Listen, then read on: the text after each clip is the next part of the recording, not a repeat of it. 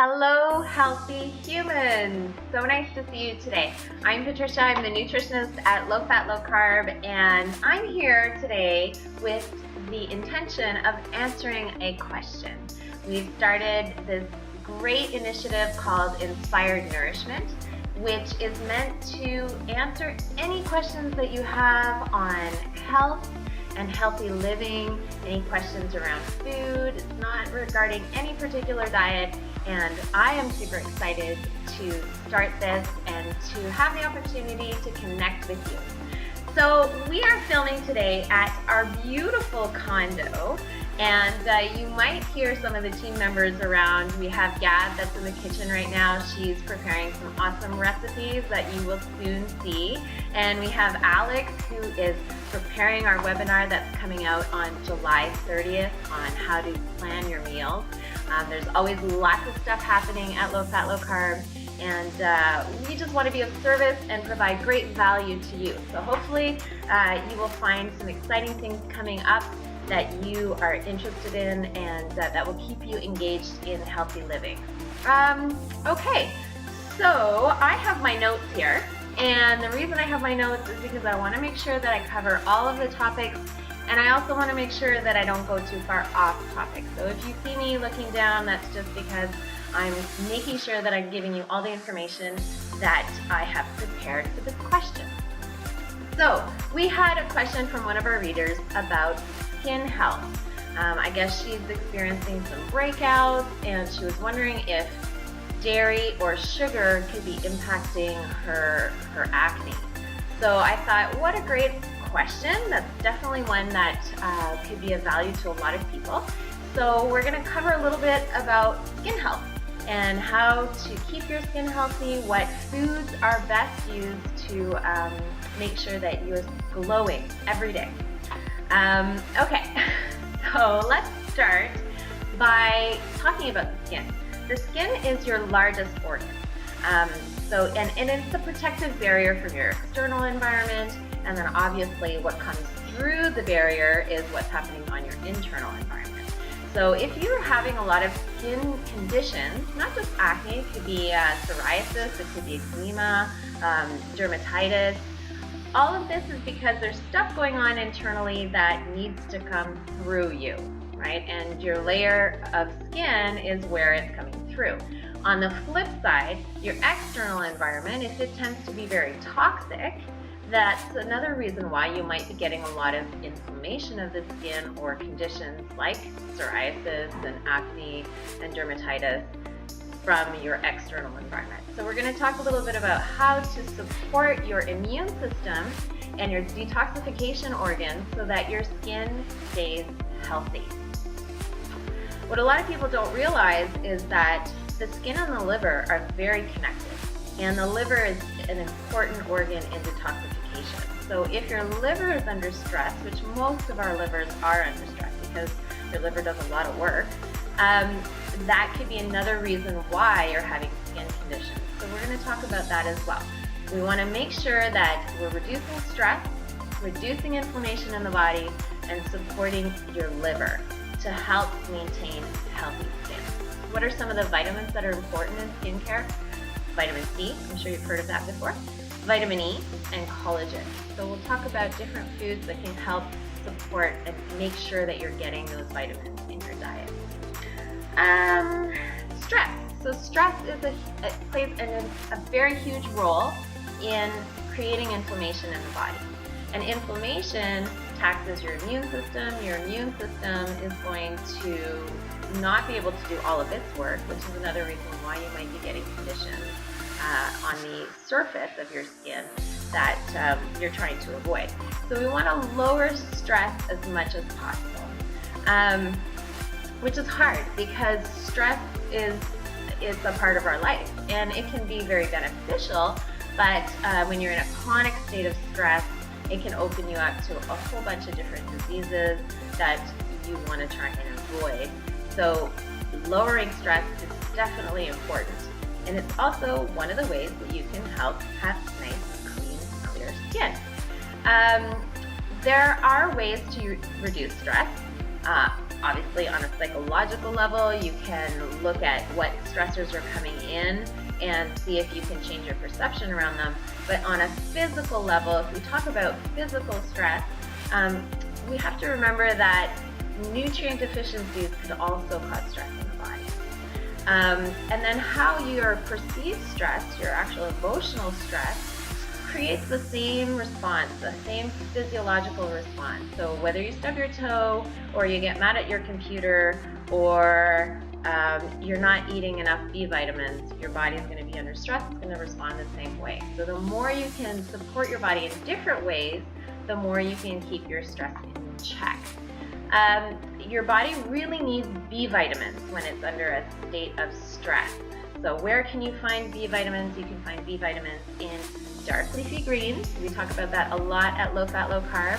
You want to make sure that you're eating your kale, your spinach, your Swiss chard. Arugula is another great thing that you can add to your salads, and those are very high in B vitamins.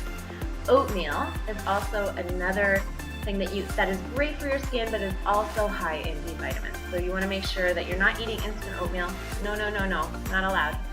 You are having whole grains. So steel cut oats are great. You want to make sure that the problem with instant, let me back up. The problem with instant oatmeal is that it removes the fiber. That's why it's instant. And so when you remove the fiber out of the grain, you're just left with basically sugar. So we want to make sure that our grains are nice and whole. So whole grain oatmeal, steel cut oats are the better choice. Let's see, what else? Another thing that you can do is, we talked about supporting your liver. So another way that you can support your liver is to drink lemon water in the morning. Lemon, we want to alkalinize the body. So we don't want to have too much acid-forming foods in the body. We want something that's nice and gentle. And even though lemon tastes acidic, it's actually nice and gentle on the body. It's alkalinizing. It's also high in vitamin C, which is great for your skin. So starting your day with warm lemon water is an excellent way of just naturally detoxifying and supporting your liver. If you're concerned, because I've had clients say to me, well, what about my teeth enamel? No problem. Just drink through a straw, and you can avoid any harm that might come from over drinking lemon water. But if you're having lemon water in the morning, it shouldn't affect your teeth. Again, dark leafy greens, another way of supporting your liver. You want to keep eating bitter foods. So dark leafy greens that are bitter, like dandelion greens, arugula we already talked about, kale. These are great ways of supporting your liver, which is going to help you detoxify, which is going to keep your skin looking fabulous. What's another great food for your liver? We talked about kale, cruciferous veggies, garlic and onions, those are also very good for supporting your liver.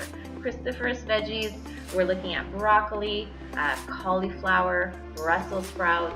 Again, kale is considered a cruciferous veggie. These are going to support your liver. They're also great cancer-fighting foods, so we're not going to go there too much, but just know that if you're having them every day, you're really doing good things for your body. All right, so another way that you can support your skin is with what you're drinking. So you want to make sure that you're drinking nice, clean water regularly. So one of the reasons we want to drink water is to stay hydrated, obviously, but you want to think of your cells as grapes, right? So when you're eating grapes, think green grapes, you want them to be nice and round and plush and crispy.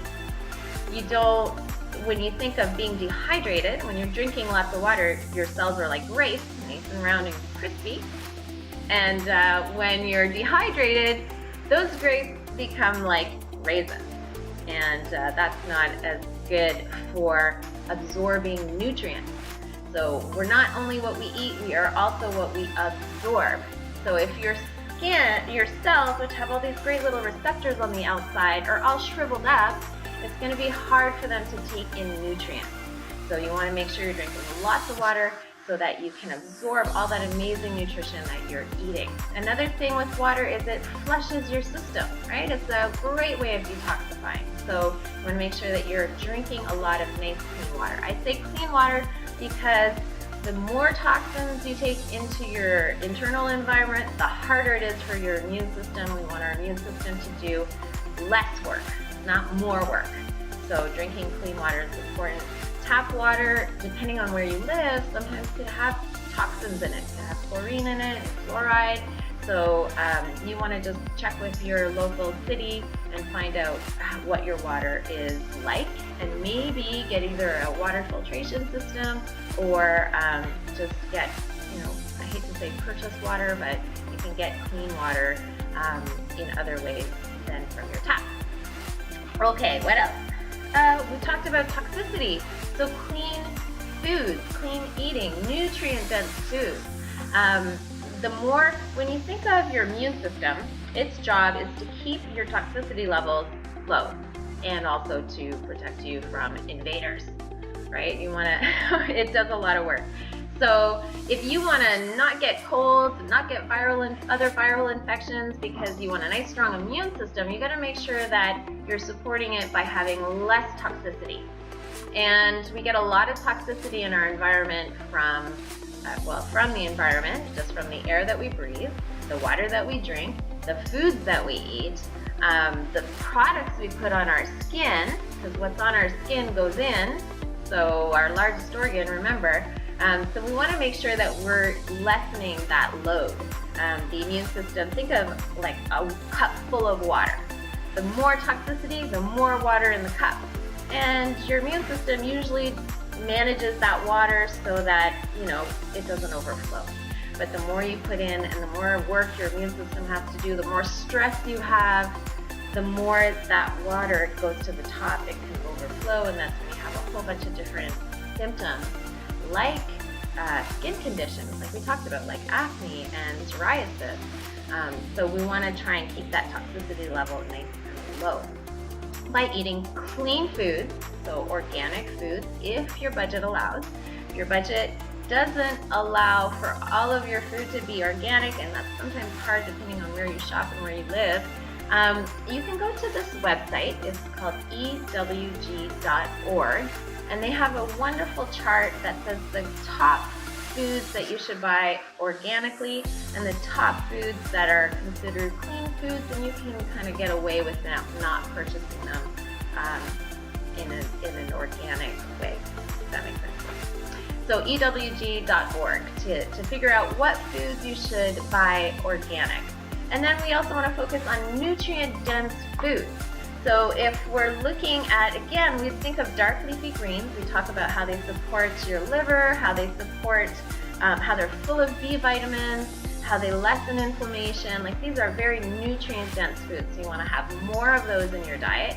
If you're having something like bagels, I hate to say it, but they're not as nutrient-dense. And so that's going to be a little bit harder for your body to get the tools that it needs to stay healthy. So think of nutrient-dense foods. That's usually fruits and vegetables. Usually vegetables. We say vegetables first, and then fruits, like berries are amazing. You can do some, like we talked about, lemons, grapefruits, limes, apricots, nectarines. These are all really great, healthy, nutrient-dense fruits. Other ways you can support your immune system is to lessen the inflammatory foods. So when we talked about earlier, we talked about inflammation and how inflammation can cause stress, and stress and inflammation can cause skin conditions. We want to make sure that we're eating an anti-inflammatory diet. So what do we need to do there? We need to lessen red meat, less red meat in your diet, more vegetables. Are you surprised? I don't think you're surprised. More vegetables and more omega-3s. So this is the healthy fats that you want to include in your diet. Omega-3s actually will support every body system. They'll support your brain, they'll support your respiratory system, they'll support your liver, they'll support your bones and joints. Amazing and necessary for your health. So where can you find omega-3s? You can find them in chia seeds, you can find them in hemp seeds, you can find them in ground flax, you can find them in walnuts. Walnuts are one of the highest nuts that have omega-3s in them. And salmon is a good choice. You can buy omega-3 eggs. They are available on the market as well. You can find sardines. That's where I was going. Sardines, if you've never had sardines, try them, because they are super high in calcium and super high in omega-3 and a good protein source, nice and lean protein. So you can try that maybe in a salad today. Why not? Okay. This one, as a nutritionist, I often talk about this. As a client, you might not like to talk about this, but we're going to talk about bowel movements. Yes, you need to poop every day, because what happens is you have toxicity that needs to get out of your body.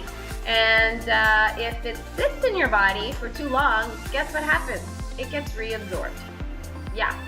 So you want to make sure you're going to the washroom every day. How do you do that? You eat lots of vegetables. Why? Because they have fiber. So you need lots of fiber. You can also find that from beans and legumes. If you're eating fruits with the peel on them, you have more fiber. You want to stay away from juice. No. Fruit in its whole natural state is a better choice. You also want to have these healthy oils that we talked about. So omega-3s are going to help with regular bowel movements and exercise. So the more you move your body, the more you're going to be moving stuff out of your body. That's an easy one to remember. Okay. Let's make sure I covered everything. Oh, when we talked about clean water, I'm going to also talk about a couple things that you can drink. Green tea. So green tea is great for your health. It actually helps to prevent the breakdown of collagen. So maybe you could start switching some of your drinks to green tea. That'll help. Green tea is high in antioxidants. It's also great for boosting your metabolism. So if that's one of your goals, green tea can help with that too. The other great thing about drinking water and green tea is that you're avoiding sugary drinks. Sugar is a no-no for the immune system. The more sugar you have, the less your immune system is going to function. So try to stay away from drinking calories through sugary drinks and just focus on nice clean water, maybe some green tea or other herbal teas. There's lots of different herbal teas that you can have iced as well if you want to try something different. And then just eat your calories with vegetables and whole foods. Asparagus. Asparagus is a great food for detoxification and for your skin. It's also a diuretic, so it's going to help just clean out your system so you can have more asparagus. That's a good choice. Turmeric is an anti-inflammatory herb and spice that you can add to curries. You can also make turmeric milk. I don't know if you've ever heard of this before, but these are ways that you can lessen the inflammation. So if you have a very strong skin condition right now, these are things that you really want to focus on. You want to focus on cleansing your liver cleanse, so supporting your liver and detoxifying as much as you can, and using anti-inflammatory protocols like adding more turmeric, dark leafy greens, lemon water, omega-3s. Let me see. Did I cover everything? What do you guys think over there? They're here. They're just being very quiet. Okay. Collagen. I talked about collagen, talked about green tea, preventing the breakdown of collagen. Another thing that can help prevent the breakdown of collagen is soy. So soy is very controversial. We believe at Low Fat Low Carb that organic soy in moderation can be very healthy for you. It does have an estrogen-like property, but it's a very mild and gentle way of actually helping you balance your hormonal system. We didn't really talk a lot about that today, but balancing your hormones is important for skin health as well. The other thing that's great about soy is it's a vegetarian source of protein, and protein is going to help you build better collagen. and it helps prevent the breakdown of collagen. So maybe try some.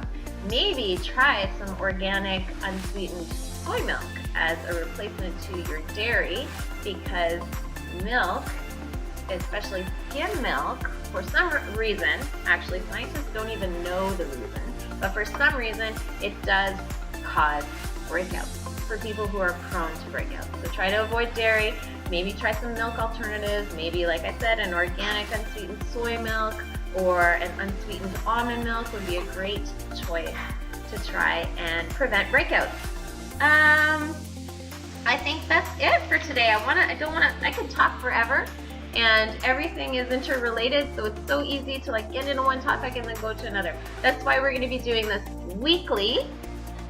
So I'm going to end it there for today. If you want to boost your skin health, you're going to drink more water, you're going to eat more kale, and avoid sugary drinks, and less stress, so deep breathing, foods that are rich in vitamin B, and I think that's it.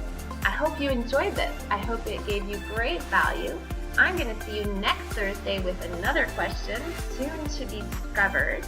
We've gotten some questions. If you have questions that you would like answered, send them to us at questions@lowfatlowcarb.com.